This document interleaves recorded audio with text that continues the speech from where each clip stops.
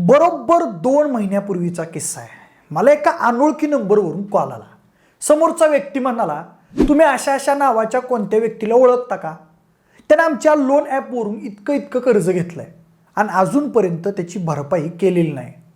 म्हणून आम्ही त्याच्या विरुद्ध फसवणुकीचा गुन्हा दाखल केलाय. खरं तर त्यांनी ज्याचं नाव घेतलं होतं त्याची माझी फक्त तोंड ओळख होती. तो मित्राच्या मामाचा पोरगा होता आणि मी त्याला एकदा पुण्यात भेटलो होतो. मी एकदा मित्राच्या सांगण्यावरून त्याला व्हॉट्सॲपवर लाईव्ह लोकेशन सुद्धा सेंड केलं होतं. तेवढाच काय तो आमचा संबंध. पण पैशाचा मॅटर होता म्हणून मी सांगितलं मी त्याला ओळखत नाही. दरम्यान काही दिवस गेले आणि दुसऱ्या कॅबच्या एजंटचा मला फोन आला. त्यानं पण सेमच सांगितलं.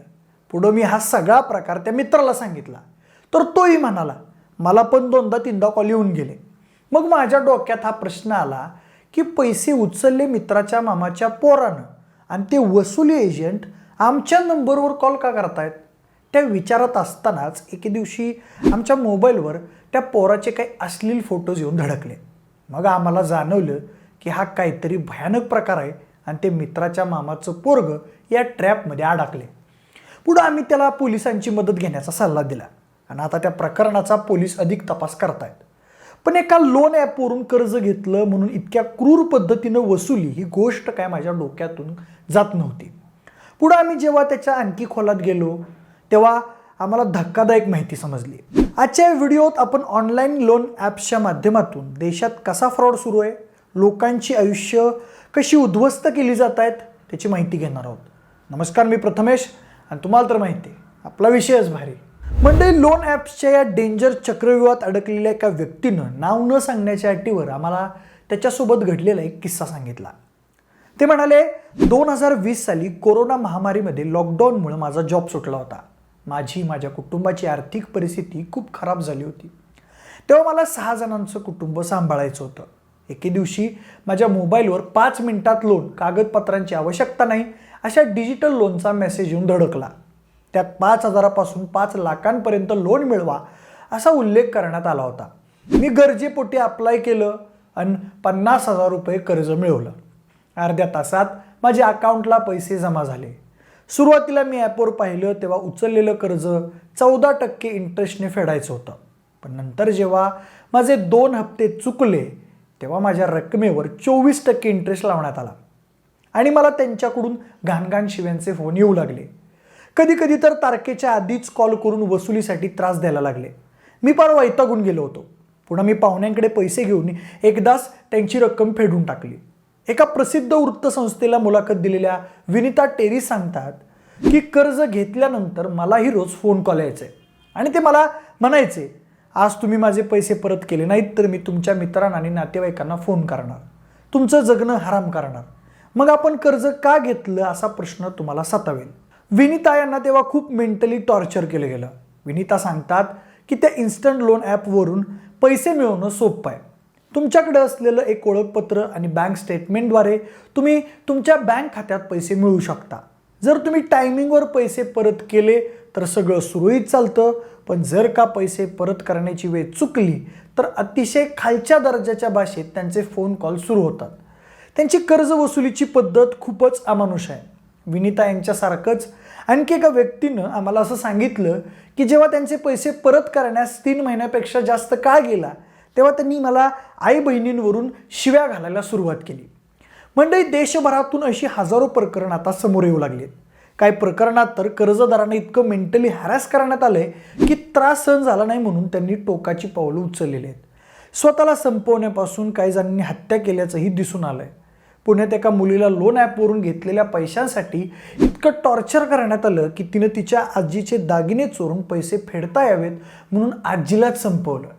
आणि महत्त्वाचं म्हणजे 1-2 राज्यात नाही तर संपूर्ण देशभरात हा भयानक फ्रॉड सुरू आहे.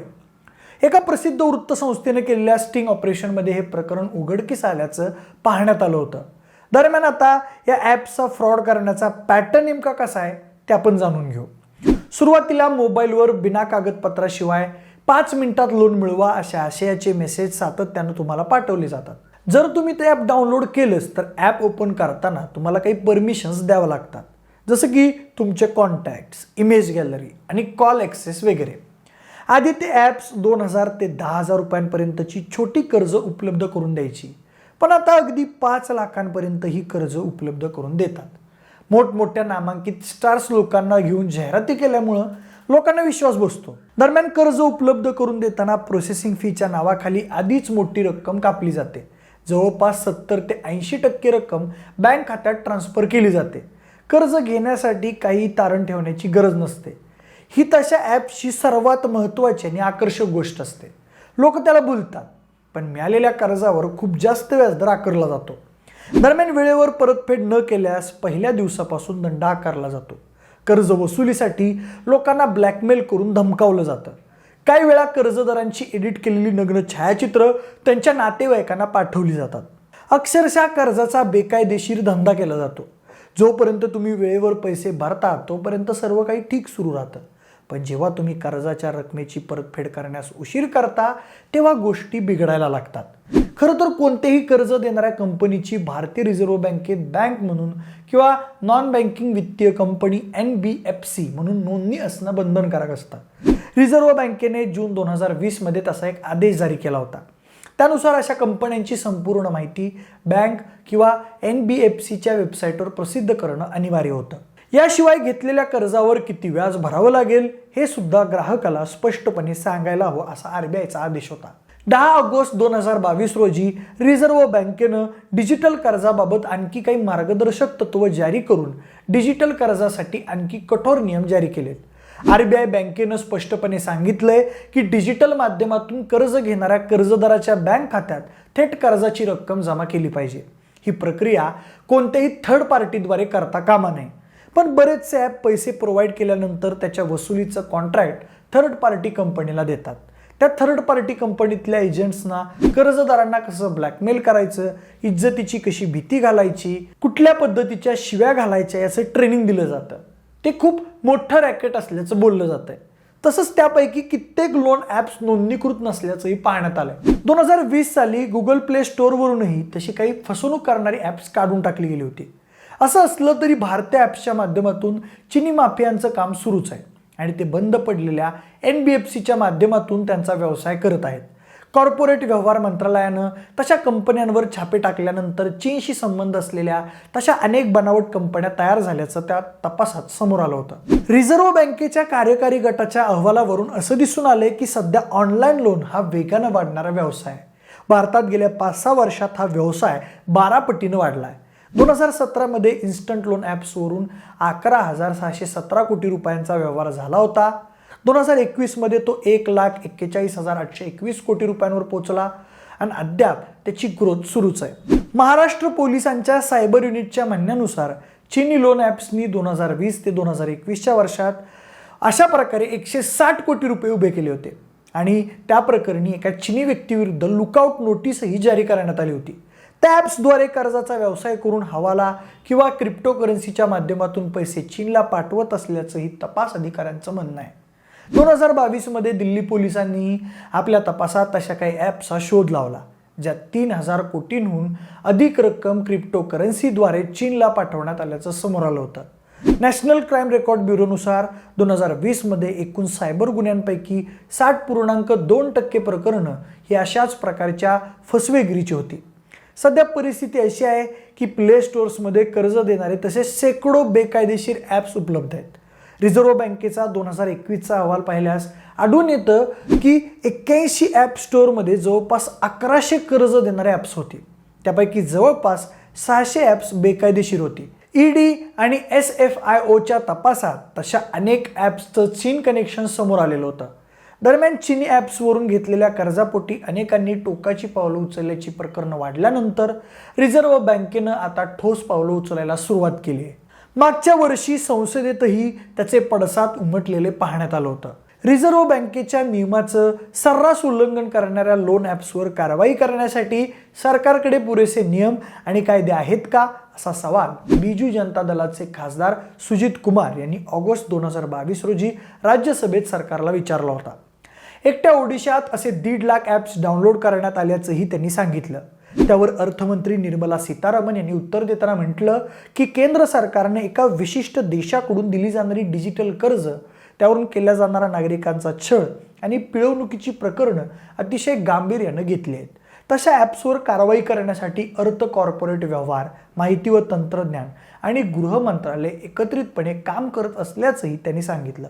निर्मला सीतारामन पुढे म्हणाल्या, गेल्या काही महिन्यात देशभरात विशेषतः तेलंगणामध्ये अनेक जणांना यामुळे झालेल्या छळाचा सामना करावा लागलाय आणि त्या प्रकरणांमध्ये कारवाई करण्यात आली आहे. इतर ठिकाणी कारवाई झाली नाही असा याचा अर्थ नाही. कर्ज देणाऱ्या बनावट कंपन्या तयार करण्यास मदत करणाऱ्या भारतीय नागरिकांवरही आम्ही कारवाई करत आहोत. मनी लॉन्ड्रिंग अर्थात हवाला व्यवसायाच्या अनेक तक्रारी आल्यानंतर ईडीनंही गेल्या काही दिवसात आपल्या कारवाईचा वेग वाढवलाय. पण इतकं असूनही फसवणुकीचे आकडे कमी होताना मात्र दिसत नाहीत. त्यामुळे हे एक मोठं रॅकेट असल्याचं सांगण्यात येत आहे.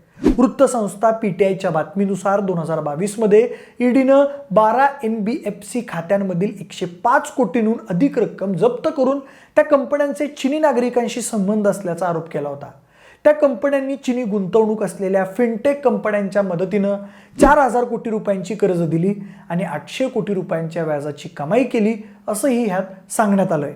त्या प्रकरणी ईडीनं आतापर्यंत 264 कोटी रुपयांची मालमत्ता जप्त केली आहे.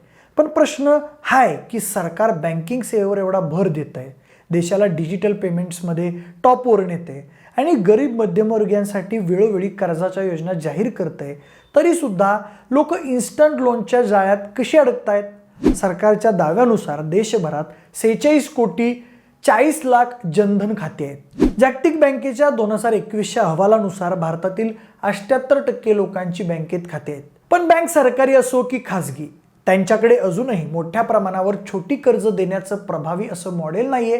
त्यामुळे भारतीय बँक क्षेत्रातली ही त्रुटी ओळखून तांत्रिकदृष्ट्या प्रगत कंपन्यांनी लोकांना टार्गेट करून फसवणुकीचा धंदा खोललाय.